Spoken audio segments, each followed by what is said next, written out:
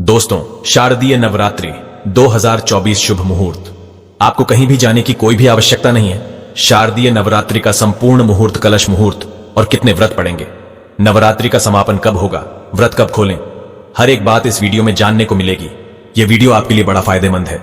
अगर आप चाहते हैं नवरात्रि कब से कब तक होने वाली है, कब से शुरू और कब समाप्त होंगी, कितने व्रत आपको रखने हैं, कन्या पूजन कब करना है, संपूर्ण ज्ञान इस वीडियो में मिलेगा मुहूर्त के साथ। तो इस खूबसूरत वीडियो को एक लाइक जरूर करें। आपको कहीं भी जाने की कोई आवश्यकता नहीं पड़ेगी और यदि कोई सवाल हो तो बेझिझक कमेंट में पूछिए, रिप्लाई मिलेगा। दोस्तों, आज की वीडियो में मैं आपसे बात करने वाला हूं शारदीय नवरात्रि के बारे में। शारदीय नवरात्रि जो कि आश्विन मास के शुक्ल पक्ष में आती है, कब से प्रारंभ हो रहे हैं, कब समाप्त हो रहे हैं, और नवरात्रि के इन 9 दिनों में कलश की स्थापना करके हम मां दुर्गा की आराधना करते हैं। तो कलश की स्थापना करने का शुभ मुहूर्त क्या है, किस दिन कौन सी देवी की आराधना की जाएगी, इस बार नवरात्रि कितने दिन की है और मां दुर्गा की सवारी क्या है, इसके अलावा दुर्गा अष्टमी, महानवमी और दशहरा कब है, ये सारी जानकारी आपको आज की वीडियो में शेयर करने वाला हूं। तो वीडियो बहुत महत्वपूर्ण है, पूरा जरूर देख लीजिए। और अगर वीडियो अच्छी लगे तो इसे लाइक भी जरूर कीजिए, क्योंकि आपके लाइक्स, आपके कमेंट मेरे लिए बहुत महत्वपूर्ण होते हैं। ये एकमात्र जरिया है जिनसे मुझे पता चलता है कि आपको ये वीडियो अच्छी लगती है और आपके लिए यह वीडियो उपयोगी है। तो अगर वीडियो अच्छी लगे तो लाइक तो जरूरी किया कीजिए। दोस्तों, शारदीय नवरात्रि का प्रारंभ होता है पितृपक्ष के अगले दिन से, यानी कि जो सर्व पितृ अमावस्या होती है उसके अगले दिन से ही, प्रतिपदा तिथि से ही कलश की स्थापना करके शारदीय नवरात्रि का प्रारंभ हो जाता है। ये नवरात्रि आती है शरद ऋतु में, इसलिए इसे शारदीय नवरात्रि कहते हैं। एक नवरात्रि चैत्र मास में आती है, उसे कहते हैं चैत्र नवरात्रि। इसके अलावा 2 गुप्त नवरात्रि भी होती है, जैसे कि आषाढ़ मास में और माघ मास में। तो सनातन धर्म में 4 नवरात्रि मानी गई है, 2 गुप्त नवरात्र और 2 प्रकट नवरात्रि।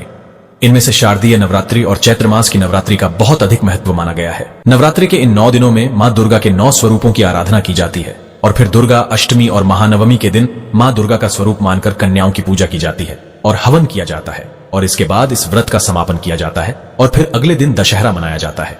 अब बात करें कि प्रतिपदा तिथि कब से प्रारंभ हो रही है, कब समाप्त हो रही है, और नवरात्रि की प्रतिपदा तिथि का व्रत हमें कब धारण करना है। तो देखिए, वैदिक पंचांग के अनुसार आश्विन मास के शुक्ल पक्ष की प्रतिपदा तिथि प्रारंभ हो रही है 3 अक्टूबर को सुबह 12:18 पर और समाप्त हो रही है 4 अक्टूबर को सुबह 2:58 पर। तो ऐसे में सूर्योदय कालीन तिथि के अनुसार शारदीय नवरात्रि का प्रारंभ होगा 3 अक्टूबर 2024 को, दिन होगा गुरुवार का।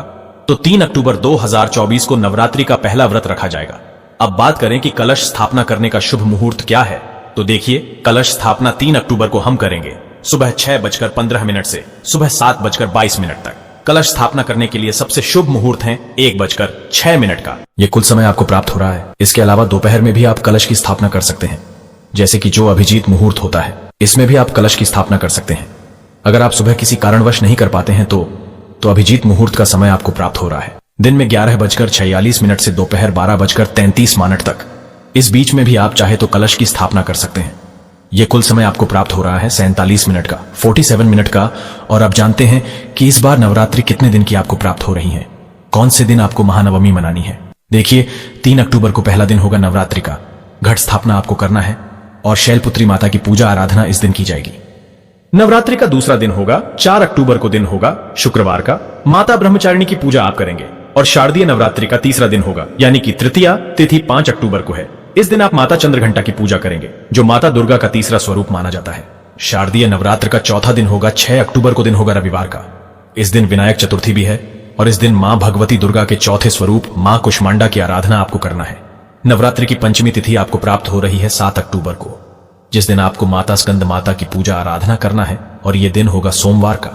8 अक्टूबर मंगलवार के दिन माता कात्यायनी की आराधना करेंगे, जो कि मां दुर्गा का छठा स्वरूप माना जाता है।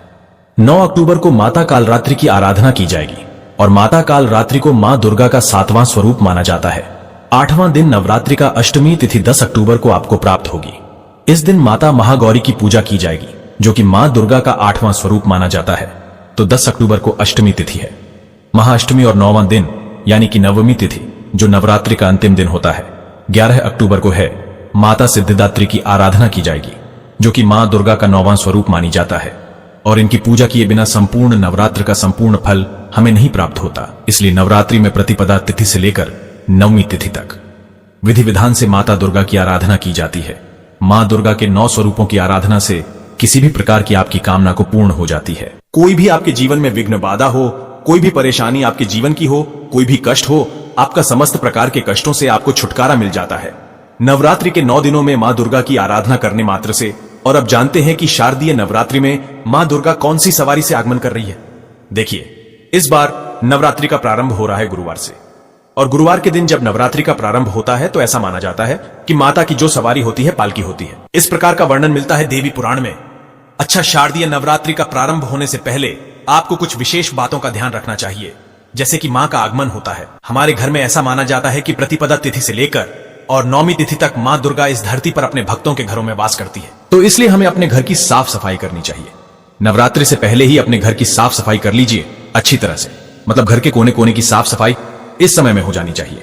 ऐसा माना जाता है कि मां दुर्गा उसी के घर में वास करती है जहां पर की साफ सफाई होती है और जहां पर कलह क्लेश नहीं होता, जहां पर सबके बीच में प्रेम बना रहता है, वहीं पर माता का आगमन होता है। तो अपने घर में आपको ध्यान रखना है किसी भी प्रकार से नवरात्रि के इन 9 दिनों में कलह क्लेश ना हो। लहसुन प्याज का सेवन नवरात्रि में नहीं करना चाहिए। मांस मदिरा का तो भूल कर भी नहीं करना चाहिए। अगर आप कलश की स्थापना करते हैं तो आपको अपने घर को कभी भी खाली नहीं छोड़ना चाहिए, मतलब कोई ना कोई व्यक्ति हर वक्त घर में रहना ही चाहिए। अगर आप अखंड दीप दान करते हैं तब भी आपको इस नियम का पालन करना है। एक और चीज, नवरात्रि के इन 9 दिनों में बाल और दाढ़ी नहीं कटवानी चाहिए। इसके अलावा नाखून भी नहीं काटना चाहिए। तो यह कार्य आपको नवरात्रि से पहले कर लेना है। नवरात्रि प्रारंभ होने से पहले आपको जो भी जरूरी चीजें हैं पूजा की, वो सभी चीजें खरीद कर अपने घर में पहले रख लेना है। आप चाहे माता की मूर्ति खरीदना चाहते हो या फिर चुन्नी माता की लेनी हो, नारियल इत्यादि लेना हो, ये सभी चीजें आप पितृपक्ष में भी ले सकते हैं। मतलब जैसे कि नवरात्रि तो अगले दिन से ही प्रारंभ हो जाती है ना, जैसे कि अमावस्या के अगले दिन नवरात्रि का पहला दिन होता है, तो आप पितृपक्ष में भी माता की पूजा के निमित्त कोई भी चीज खरीद सकते हैं। ठीक है, जैसे कि जाप करने के लिए माला आपको चाहिए, या फिर आप पुस्तक लेना चाहते हैं सप्तशती की, या फिर अखंड दीपक लेना चाहते हैं, या और भी चीजें जो कि पूजा की सामग्री होती है, वो सभी सामग्रियां आप पितृपक्ष में खरीद सकते हैं। कोई दिक्कत नहीं है। देखिए, पूजा की कोई सामग्री हम खरीदारी करते हैं पितृपक्ष में तो उसका कोई दोष नहीं लगता। अपने लिए कुछ नहीं खरीदना चाहिए, और अगर खरीद भी लेते हैं तो उसे धारण नहीं करना चाहिए। ठीक है, तो इस बार नवरात्रि का प्रारंभ हो रहा है। 3 अक्टूबर 2024 से दिन होगा गुरुवार का। माता की सवारी होगी। पालकी मतलब जिस सवारी से माता का आगमन होगा वो पालकी होगी। और नवरात्र का समापन शनिवार को हो रहा है। और शास्त्रों के अनुसार जब शनिवार को नवरात्रि का समापन होता है तो माता पैदल जाती है। ऐसे में इस नवरात्रि में आपको कुछ बातों का विशेष ध्यान रखना है। विधि विधान से मां दुर्गा की आराधना करके दुर्गा सप्तशती का जितना हो सके पाठ करना है। अगर आप पाठ नहीं कर पाते हैं किसी भी कारणवश, तो आप प्रतिदिन का पाठ सुन भी सकते हैं। हमारे इस चैनल पर दुर्गा सप्तशती का पाठ आपको प्रतिदिन सुनाया जाता है। आप लोग जरूर सुना कीजिए। इसके अलावा नवरात्रि में आपको नवाड़ मंत्र का जप जरूर करना चाहिए। ओम एम क्लीं चामुंडाय विच्चे। इस मंत्र का जप से आपकी किसी भी प्रकार की कामना पूर्ण होती है। तो पूरे विधि विधान से अगर हम मां दुर्गा की आराधना करते हैं, मंत्रों का जप करते हैं और सात्विक आचार विचार व्यवहार रखते हैं, तो किसी भी प्रकार की हमारी कामना मां दुर्गा की कृपा से पूर्ण होती है। और अब जानते हैं कि साल 2024 में दशहरा कब है, विजयादशमी कब मनाई जाएगी। तो देखिए, 12 अक्टूबर 2024 को विजयादशमी अर्थात दशहरा मनाया जाएगा। दोस्तों, उम्मीद करता हूं ये वीडियो आपके लिए उपयोगी होगी। इसके अलावा भी अगर आपका कोई प्रश्न हो, कोई विशेष वीडियो देखना चाहते हैं तो कमेंट बॉक्स में जरूर लिख दीजिए। और आज की वीडियो अगर आपको अच्छी लगी हो तो वीडियो को लाइक कीजिए, शेयर कीजिए, और चैनल पर पहली बार आए हैं, अगर अभी तक आपने चैनल को सब्सक्राइब नहीं किया है, तो आज की वीडियो आपको अच्छी लगे तो चैनल को सब्सक्राइब करके बेल आइकॉन को जरूर प्रेस कर लीजिए। इससे ये होगा कि इस चैनल पर जो भी नई वीडियो अपलोड होंगी उनके नोटिफिकेशन आपको सही समय पर प्राप्त होंगे। और हाँ, कमेंट में जरूर लिखें, जय माता दी।